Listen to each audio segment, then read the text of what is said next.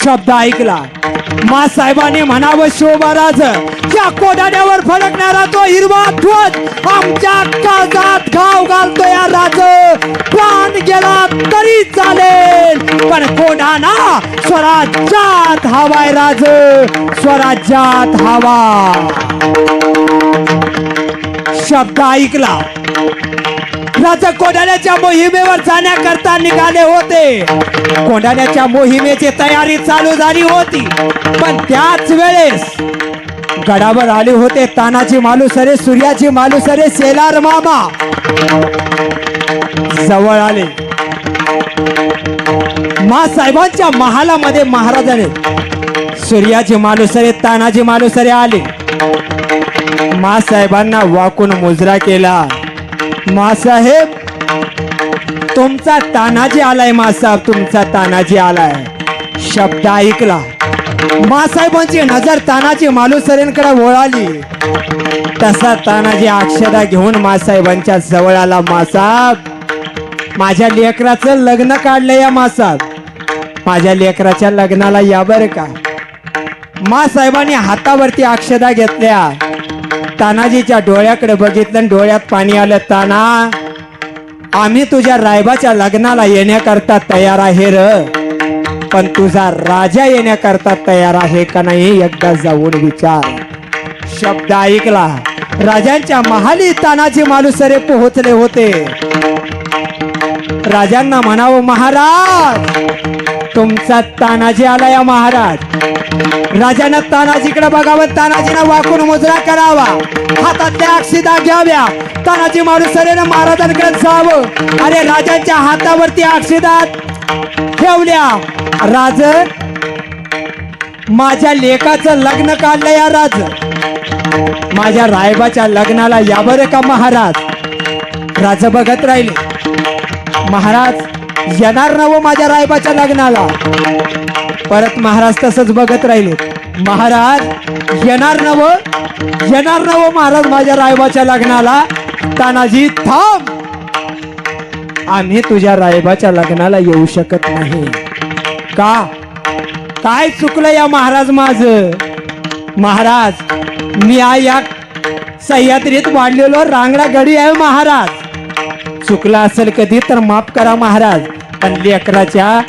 डोक्यावर अक्षदा टाकायला या बरं महाराज तसं राजा म्हणतात तानाजी चुकलं तुझं नाही रे चुकलं तुझ्या राजाचं तुझा राजा मोहिमेवर जाणार मोहीम हा शब्द ऐकला आणि तानाजी राजांकडे बघत राहिला राज कुठली मोहीम काढली या राज म्हणतात तानाजी मोहीम खूप अवघड आहे ताना राज मोहीम किती बी अवघड असू द्या राज पण मोहीम काढली कुठली एवढं तर या तान्याला सांगसाल नव शब्द ऐकला तानाजी मालुसरेच्या समोर राज बोलत झालं ताना आम्ही कोंढाणा घ्यायचं ठरवलंय आणि शब्द ऐकला तसा तानाजी उद्गारला राज आधी लगीन कोंढाण्याचं मग माझ्या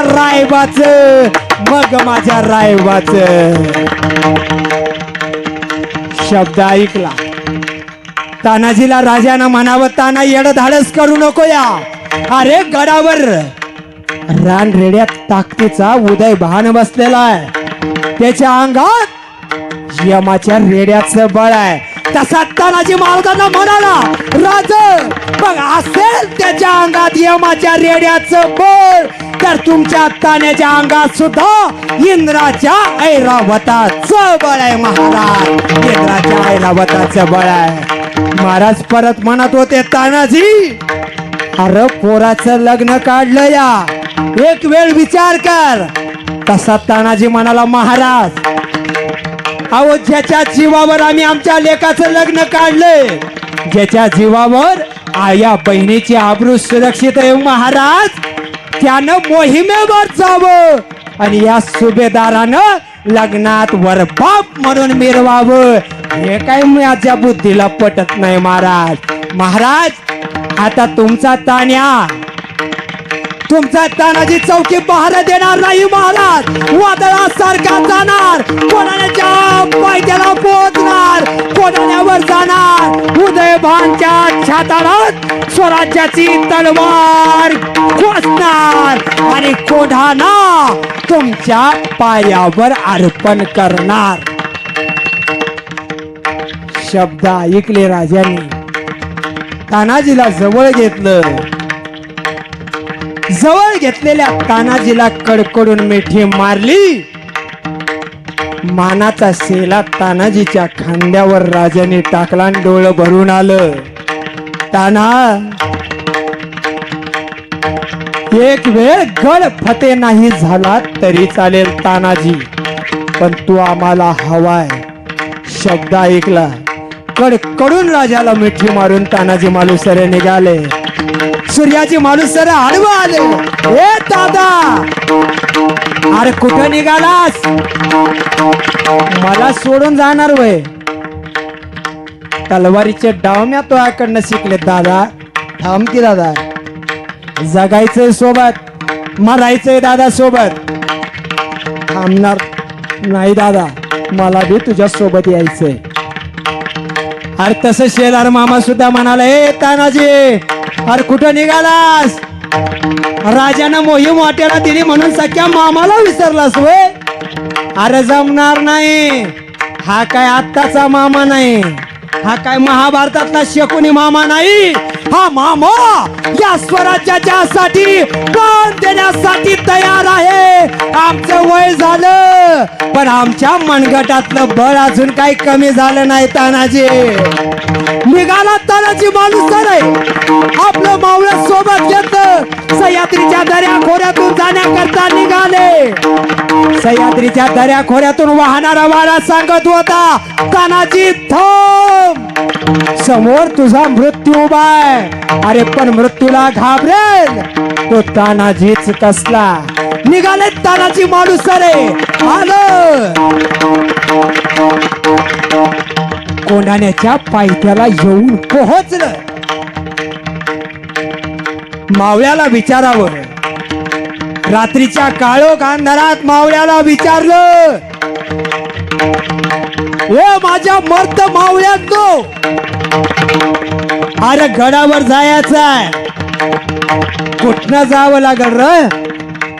शब्द एकाने सहज म्हणावं, सुभेदार, गडावर जाण्याकरता एक वाट आहे, डोनागिरीचा कडा. शब्द ऐकला आणि निघाला तानाजी मालुसरे.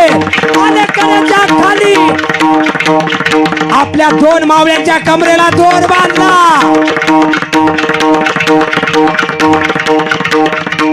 आणि आई जगदंबेला साकडे घातलं. हे आई जगज्जननी तुझा भवानी माते, माझ्या मावळ्यांच्या पदरात यश घाल ग. तसं मावळ्या सरसर सरसर गडावर चढायला लागले होते. डोळ्यासमोर दिसत होता किल्ले कोंढाणा. आणि खाली नजर गेली तर साक्षात यमराज उभा दिसत होता. अरे कोण्या कड्या कपाऱ्यात हात घालावा, सापाचा सळसळाटा निघून जावा, काळजात थरकाप उडावा. पण मावळे थांबलं नाही. बघता बघता मावळे घरावरती पोहोचले. दोर बांधला, आवाज दिला, सुभेदार. दोर बांधलाय, दोर. शब्द ऐकला तानाजी मालुसरेनं. मनात तलवार खोचली.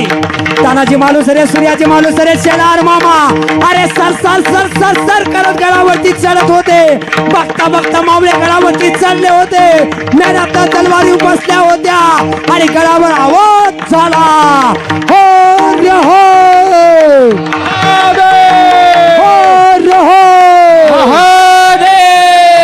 महादेवची गर्जना झाली होती. गडावर कापा कापी चालू झाली होती. जिकडे बघावं तिकडे रक्ताचे पाठ वाहत होते. रक्ताच्या चिळकांड्या उडत होत्या. रक्ताचा अभिषेक कोंढाण्याच्या भिंतीवर होत होता. रक्ताचे पाठ वाहत होते. त्याच वेळेस उदयभान जागा झाला. हुजूर, क्या हुआ? हुजूर, मरगट्ठे आए हैं. मरगट्ठे? जितने रात को तो आ नहीं सकते। हुजूर, तानाजी आया है, तानाजी। शब्द ऐकला तसा उदयभान जागा झाला, तलवार हातात घेतली, निघाला बाहेर। बघतो तर काय, अरे साक्षात यमराज उभा होता। दिसेल त्याच्या मनात तोंड्या जात होत्या, रक्ताच्या धारा उडत होत्या। बघत राहिला, हे तानाजी, रुक, क्यों जान ले रहा है, रुक जाओ। तसा तानाजी बघत राहिला, हे उदयभान, नको थांबू आता आमच्यासाठी, काढ तुझी तलवार। ये या तानाजीकडे। बघता बघता दोन्ही समोरासमोर आले, तलवारी एकमेकावर आदळल्या, सपासप वार होत होते। अरे आकाशात जशी वीज चमकावी तसा दोघांच्या तलवारीचा आवाज होत होता। एकाला गड घ्यायचा होता, एकाला गड घेऊ द्यायचा नव्हता। एक लढत होता मोगलशाहीसाठी आणि एक लढत होता शिवशाहीसाठी।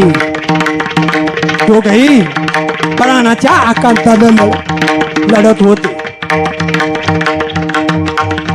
दोघांच्या अंगावर एवढे वार झाले होते का एकही जागा शिल्लक नव्हती। पण दुर्दैव तानाजी मालुसरेंचं उदयभानचा वार फिरला, तानाजीच्या ढालेवर बसला, ढाल तुटली। तानाजी ताट मानेनं बघत राहिले, हातात तलवार, अंगातनं रक्त जमिनीवर अभिषेक घालत होत।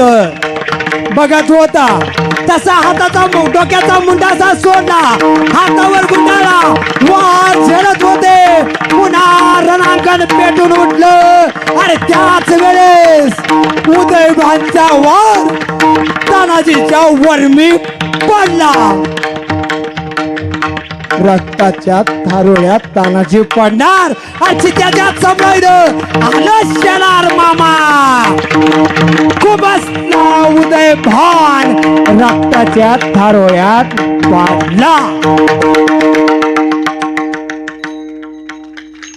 शब्द मावळ्याने ऐकला, सुभेदार पडलं। एवढे मावळे जीवा भावानं लढत होते। सगळ्यांनी त्या दोराकडे पळ काढला। अरे सुभेदार पडल्याच्या नंतर आता कोण आपल्याला वाली आहे, सगळे पळायला लागले। तसा सूर्याजी कडाडला, ए भ्यानो, अरे कुठं पळताय? तुमचा सुभेदार रक्ताच्या थारोळ्यात पडला म्हणून माघारी जाताय वय? अरे आपली जात उड्या टाकून मारणारी नाही, आपली जात लढवून मारणारी आहे। शब्द ऐकला आणि पुन्हा मावळे माघारी फिरले। गडावर कापाकापी चालू केली। बघता बघता मावळ्याने कोंढाणा घेतला, गवताची गंज पेटवली आणि अग्निरूपी भगवा कोंढाण्यावर फडकवला।